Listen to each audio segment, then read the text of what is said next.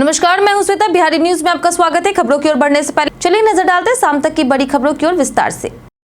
चुनाव से पहले सरकार दे रही मछुआरों को नाव जाल पर 90% सब्सिडी का तोहफा। बिहार चुनाव से पहले नीतीश सरकार ने मछुआरों के लिए नाव और जाल पैकेज वितरण योजना की बड़ी सौगात दी है। इस योजना के तहत मछुआरों को नाव और जाल खरीदने पर इकाई लागत का 90% तक अनुदान मिलेगा। लकड़ी की नाव की लागत 1,24,400 रुपए, FRP बोट 1,54,400 रुपए और जाल पैकेज 16,700 रुपए तय की गई है। लाभार्थी एक परिवार से केवल एक पैकेज का फायदा उठा सकेंगे। आवेदन की अंतिम तिथि 31 दिसंबर है, जिसके लिए मोबाइल नंबर, बैंक खाता, आधार कार्ड और मत्स्य प्रमाण प्रस्तुत करना होगा। राज्य के सभी जिलों के मछुआरे ऑनलाइन आवेदन कर सकते हैं। चयन उप मत्स्य निदेशक की अध्यक्षता वाली समिति करेगी। इस योजना से परंपरागत मछुआरे, महिला मछुआरे, SC ST समुदाय के लोग लाभान्वित होंगे। इसका उद्देश्य मछुआरों की आर्थिक स्थिति सुधार करना और राज्य में मत्स्य उद्योग को नई दिशा देना है। चुनाव से पहले बिहार में गृह जिले में तैनात अधिकारियों का होगा स्थानांतरण। बिहार विधानसभा चुनाव का काउंटडाउन शुरू हो गया है और 6 अक्टूबर के बाद कभी भी चुनाव की घोषणा हो सकती है। इसी बीच सामान्य प्रशासन विभाग ने सभी जिलाधिकारी को सख्त निर्देश जारी किए हैं। विभाग ने 24 घंटे के भीतर बिहार प्रशासनिक सेवा के उन अधिकारियों की सूची मांगी है जो पिछले 3 वर्षों से लगातार एक ही जिले में पदस्थ हैं। साथ ही उनके गृह जिले की जानकारी भी भेजने को कहा गया। भारत निर्वाचन आयोग के अनुसार कोई भी अधिकारी अपने गृह जिले में तैनात नहीं रह सकता। कट ऑफ डेट 30 नवंबर 2025 तय की गई है। यदि कोई अधिकारी पिछले 4 वर्षों में किसी जिले में 3 साल सेवा पूरी कर चुका है या अपने गृह जिले में तैनात है तो उसका तत्काल स्थानांतरण किया जाएगा। 4 से 5 अक्टूबर को चुनाव आयोग की उच्च स्तरीय टीम बिहार दौरे पर आकर के चुनाव तैयारियों की समीक्षा करेगी। पटना में स्कूली समय पर महिलाओं के लिए शुरू होगी पिंक बस सेवा। पटना की छात्राओं और महिलाओं के लिए सुरक्षित यात्रा सुनिश्चित करने के उद्देश्य से अब स्कूली समय में विशेष पिंक बस चलाई जाएगी।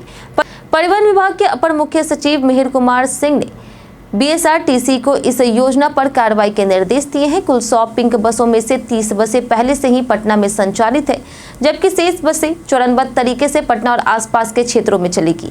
यह पहल खासतौर पर स्कूल कॉलेज जाने वाली छात्राओं, महिलाओं और शिक्षिकाओं को सुरक्षित और आरामदायक यात्रा का अनुभव देने के लिए शुरू की गई है। छात्राओं के लिए मासिक पास 450 रुपए और महिलाओं के लिए और ट्रांसजेंडर के लिए 550 रुपए तय किया गया है।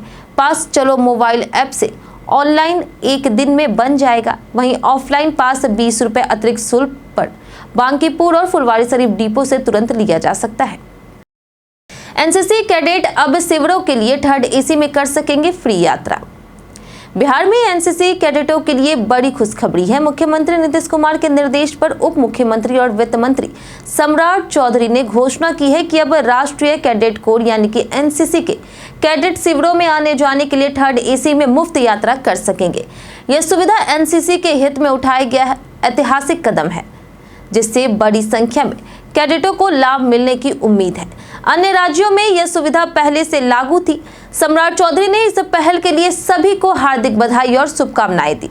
इस निर्णय से NCC कैडेटों की प्रशिक्षण यात्रा और शिविरों में भागीदारी और भी सुविधाजनक हो जाएगी। राज्य सरकार का यह कदम NCC के निरंतर कार्यरत प्रयासों और राष्ट्रीय भावना को मान्यता देने वाली पहल मानी जा रही। नीतीश सरकार का बड़ा ऐलान, मोकामा में बनेगा तिरुपति मंदिर। मुख्यमंत्री नीतीश कुमार की पहल पर मोकामा में तिरुमला तिरुपति देवस्थानम यानी कि TTD के सहयोग से भगवान वेंकटेश्वर बालाजी का भव्य मंदिर बनने जा रहा है। राज्य सरकार ने इसके लिए गंगा किनारे लगभग 100 एकड़ जमीन उपलब्ध कराने की घोषणा की है। अब तक बिहार और उत्तर भारत के श्रद्धालुओं को तिरुपति बालाजी दर्शन के लिए आंध्र प्रदेश जाना पड़ता था, लेकिन मोकामा में मंदिर निर्माण से करोड़ों भक्तों को सुविधा होगी। यह कदम धार्मिक, पर्यटन, सांस्कृतिक गतिविधियों और स्थानीय अर्थव्यवस्था को नई दिशा देगा। मंदिर के आसपास होटल, रेस्टोरेंट, परिवहन और हस्तशिल्प उद्योग को बढ़ावा मिलेगा, जिससे हजारों परिवारों को रोजगार मिलेगा। धार्मिक अनुसंधान, भजन कीर्तन और सांस्कृतिक कार्यक्रमों से मोकामा राष्ट्रीय स्तर पर एक प्रमुख आध्यात्मिक केंद्र बनेगा। नीतीश सरकार का यह निर्णय आस्था, पर्यटन और आर्थिक विकास का संगम है, जो बिहार की छवि को और सशक्त करेगा। दिल्ली, कोलकाता सहित अन्य राज्यों के लिए 30 नवंबर तक जारी रहेगी स्पेशल बस सेवा। त्योहारी सीजन को देखते हुए बिहार राज्य पथ परिवहन निगम ने दिल्ली, कोलकाता, यूपी, हरियाणा और झारखंड सहित अन्य राज्यों से बिहार के लिए स्पेशल बस सेवा शुरू की है। यह सेवा 20 सितंबर से शुरू होकर के 30 नवंबर तक जारी रहेगी। ऑनलाइन टिकट बुकिंग 1 सितंबर से शुरू हो चुकी है। वहीं भागलपुर दिल्ली रूट पर एसी बस का किराया 1488 रुपए और एसी स्लीपर का 2200 रुपए है। कोलकाता पटना रूट पर बसें शाम 6 बजे और रात 7:30 बजे और रात 8:30 बजे चलेगी, जबकि दिल्ली भागलपुर रूट पर दोपहर 1:30 से शाम 4 बजे और रात 9 बजे उपलब्ध रहेगी। गाजियाबाद पटना रूट के लिए नॉन एसी बस दोपहर 2 बजे और पटना गाजियाबाद बस शाम 4 बजे रवाना होगी। वहीं दिल्ली रूट पर 65 बसें चलेगी, जो पटना, मुजफ्फरपुर, पूर्णिया, गया और दरभंगा से आनंद विहार तक सेवा देगी। यह पहल प्राइवेट ऑपरेटरों द्वारा मनमाना भाड़ा लेने पर रोक भी लगाएगी। शैलेश कुमार ने विश्व पैरा एथलेटिक्स में जीता स्वर्ण। बिहार के शैलेश कुमार ने नई दिल्ली में आयोजित विश्व पैरा एथलेटिक्स चैंपियनशिप 2025 में पुरुषों की ऊंची कूद में स्वर्ण पदक जीतकर इतिहास रच दिया। उन्होंने 1.91 मीटर की छलांग लगाकर व्यक्तिगत सर्वश्रेष्ठ और चैंपियनशिप रिकॉर्ड भी बनाया है। यह भारत का टूर्नामेंट में पहला पदक है। वहीं मुख्यमंत्री नीतीश कुमार ने शैलेश को ट्वीट कर बधाई दी और राज्य सरकार उन्हें खेल पुरस्कार योजना के तहत 75 लाख रुपए और प्रशस्ति पत्र से सम्मानित करेगी। जमुई जिले के किसान परिवार से ताल्लुक रखने वाले शैलेश ने सीमित संसाधनों के बावजूद ये मुकाम हासिल किया है। घरेलू दर्शकों के सामने गोल्ड जीतना उनके लिए खास अनुभव रहा। इससे पहले फरवरी 2025 में उन्होंने चेन्नई राष्ट्रीय पैरा ओलंपिक खेलों में रजत पदक जीता था। शैलेश अब पैरा ओलंपिक खेलों में भाग लेने वाले दूसरे बिहारी खिलाड़ी और स्वर्ण पदक विजेता बन गए हैं। पटना पहुंचा वाटर मेट्रो का पहला जहाज। राजधानी पटना में गंगा पर आधुनिक वाटर मेट्रो सेवा शुरू होने जा रही, जिससे शहर में पर्यटन और शहरी जल परिवहन को नया आयाम मिलेगा। इसके तहत दीघा घाट से कंगन घाट तक करीब 21 किलोमीटर की दूरी पर यात्रा की सुविधा होगी। इस परियोजना के लिए कोलकाता से पहला इलेक्ट्रिक वाटर मेट्रो जहाज शनिवार को पटना सिटी के गायघाट जेटी पर पहुंचा है और सुरक्षित रखा गया है। वाटर मेट्रो इलेक्ट्रिक जहाज में बैठने की व्यवस्था और 25 खड़े यात्रियों के लिए जगह है। परियोजनाओं को लेकर के 20 सितंबर 2025 को IWAI और बिहार सरकार के बीच 908 करोड़ रुपए की योजना पर समझौता हुआ था। यह सेवा प्रदूषण कम करेगा, यात्रा समय घटाने और दैनिक यात्रियों को राहत देने के साथ साथ देशी और विदेशी पर्यटकों के आकर्षक अनुभव प्रदान करेगी। कुल 25 जहाजों के साथ पटना स्मार्ट जल परिवहन मॉडल बनेगा। त्योहारी सीजन में बिहार को मिली 8 जोड़ी स्पेशल ट्रेनों की सौगात। दीपावली और छठ पर्व के मद्देनजर बिहार में यात्रियों की सुविधा के लिए रेलवे ने 8 जोड़ी पूजा स्पेशल ट्रेन का संचालन करने का निर्णय लिया है। इन ट्रेनों से दिल्ली, मुंबई, गुजरात और नागपुर तक आसान और तेज यात्रा संभव होगी। पूर्व मध्य रेलवे के अनुसार स्पेशल ट्रेनें राजगीर, आनंद विहार, गया दिल्ली, धनबाद दिल्ली, लोकमान्य तिलक और मुजफ्फरपुर, CSMT आसनसोल, राजकोट बरौनी, साबरमती पटना और इतवारी जयनगर रूट पर चलेगी। संचालन अक्टूबर और नवंबर के बीच सप्ताह के विभिन्न दिनों में किया जाएगा, जिनमें ज्यादातर ट्रेनें पटना, हाजीपुर, पाटलिपुत्र, बरौनी, गयाजी, धनबाद और समस्तीपुर होकर गुजरेगी।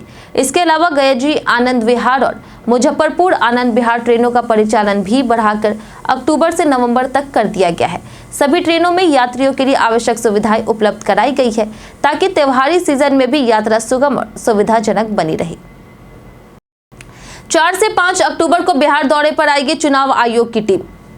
बिहार विधानसभा चुनाव की तैयारियां तेज हो गई है और चुनाव आयोग ने इसकी समीक्षा के लिए अहम बैठकें तय की है।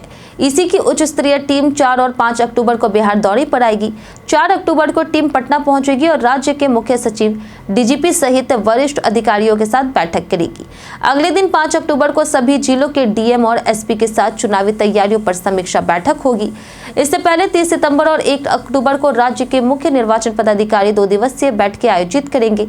30 सितंबर को DM, SP, SSP, IG और DIG के साथ वीडियो कॉन्फ्रेंसिंग में चुनाव तैयारियों पर चर्चा होगी और मतदाता सूची का अंतिम प्रकाशन होगा। 1 अक्टूबर को CAPF नोडल अधिकारी, CEO, SPNO और प्रवर्तन एजेंसियों के अधिकारियों के साथ समीक्षा बैठक होगी। वहीं दिल्ली लौटने के बाद चुनाव आयोग बिहार विधानसभा चुनाव की घोषणा कर सकते हैं। बेउर पुलिस ने ट्रक से 2304 लीटर विदेशी शराब की बरामद। बेउर पुलिस ने छापेमारी में ट्रक से भारी मात्रा में विदेशी शराब बरामद की है।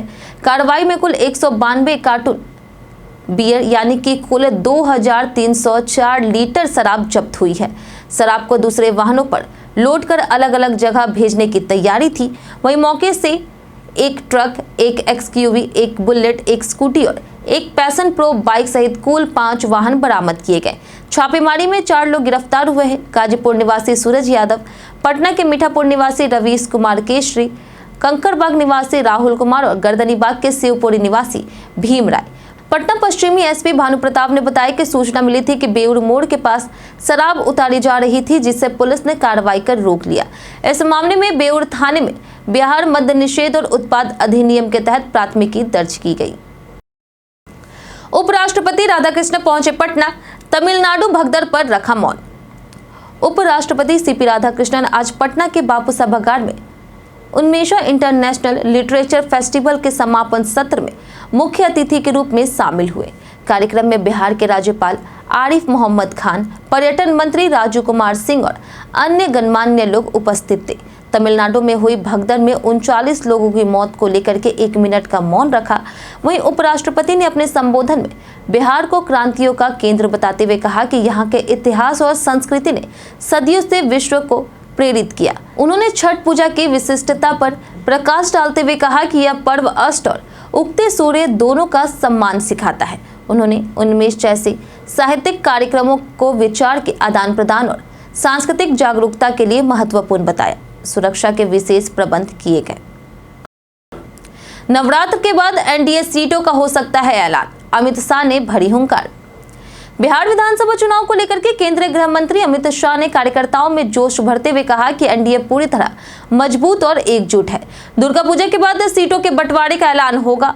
शाह ने स्पष्ट किया कि एनडीए के सभी उम्मीदवारों को भाजपा प्रत्याशी मानकर समर्थन दिया जाए। समस्तीपुर के सरायरंजन में मिथिला तिरहुत के 11 सांगठनिक जिलों के कार्यकर्ताओं और फारबिसगंज में पूर्णिया, कोसी और भागलपुर प्रमंडल के हजारों कार्यकर्ताओं को संबोधित करते हुए उन्होंने हर बूथ जीतने का मंत्र दिया। शाह ने कहा कि भारी बहुमत से सरकार बनी तो अररिया, पूर्णिया, किशनगंज और कटिहार से घुसपैठियों को भगाया जाएगा। यह चुनाव बिहार के प्रगति, समृद्धि, बाढ़ से मुक्ति और जंगल राज से बचाने के लिए है। उन्होंने कार्यकर्ताओं से 160 से ज्यादा सीट जीतने का संकल्प लेने की अपील की है। तेजस्वी यादव ने बिहार सरकार पर दलित और विरोधी नीतियों का लगाया आरोप। बिहार विधानसभा चुनाव को लेकर के नेता प्रतिपक्ष तेजस्वी यादव ने सरकार पर दलित विरोधी नीतियों का आरोप लगाया है। उन्होंने कहा कि राज्य में डबल इंजन सरकार होने के बावजूद सरकारी और पेशेवर क्षेत्रों में दलितों की भागीदारी केवल 1.13% है, जबकि उनकी आबादी 21.3% है।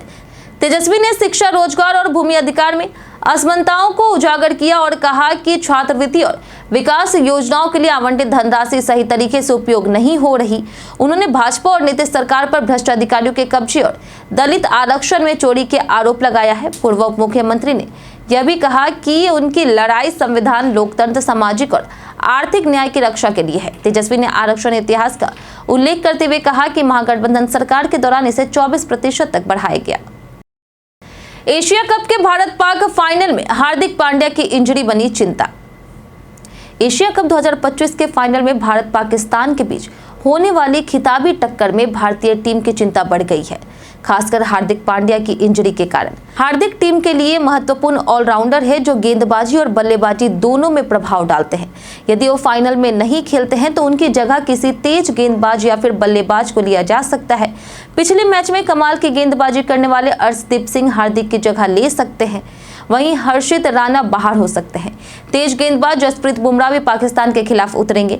वहीं भारत की संभावित प्लेइंग 11 में सूर्य कुमार यादव जो कि कप्तान है, शुभमन गिल, अभिषेक शर्मा, तिलक वर्मा, संजू सैमसन, हार्दिक पांड्या, अर्शदीप, अक्षर पटेल, शिवम दुबे, कुलदीप यादव, बुमराह और वरुण चक्रवर्ती शामिल हो सकते हैं। बीते दिन हमारे द्वारा पूछे गए सवाल का जवाब आप लोगों में से बहुत लोगों ने हमारे कमेंट बॉक्स सेक्शन में लिख कर दिया है।